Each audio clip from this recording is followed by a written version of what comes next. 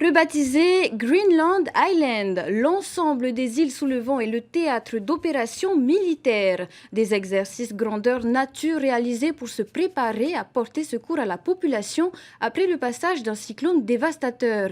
Une opération menée en simultané à Huahine, Taha'a, Raiatea et Bora Bora.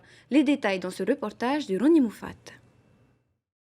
Le passage du cyclone fictif virginien n'a pas épargné la Polynésie, notamment les îles sous le vent rebaptisées Green Islands. Les dégâts sont importants.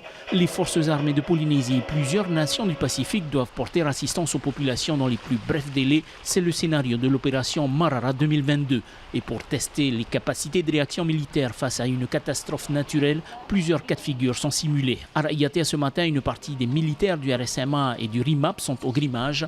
Ils joueront le rôle d'habitants blessés qui devront être évacués dans le cadre de l'exercice. C'est le grimage, donc c'est la préparation, donc le maquillage de différentes fonctions et de différentes blessures que l'on peut trouver en cas de catastrophe, notamment blessures à la tête, blessures au bras, brûlures. Quelques heures plus tard, nos figurants sont sur un moto à l'ouest de l'île en attente d'une évacuation. Tout est mis en œuvre pour signaler de leur présence. Ben là, on a mis en place avec des algues qu'on a trouvées, on a fait un SOS sur la plage pour que ça soit bien visible pour les avions. Et on a fait aussi à côté un petit feu pour la fumée, comme ça les avions peuvent plus facilement nous repérer. Repérés depuis les airs par l'aéronef de l'armée de l'air, les coordonnées sont transmises à l'état-major. Dans l'heure qui suit, un navire de la Marine nationale est en approche. Médecins et secouristes prennent le relais. Problème, les blessés ne parlent pas français et s'impatientent. L'équipe d'intervention garde son calme pour éviter que la situation ne dégénère. Une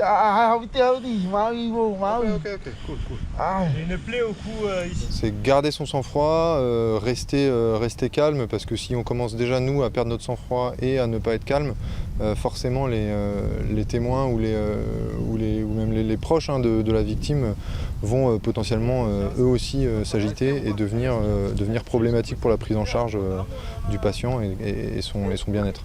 L'un des blessés sera finalement évacué par voie maritime, l'autre par hélitreuillage, puis transporté à Huahine car l'aéroport de Raiatea est détruit à 90%.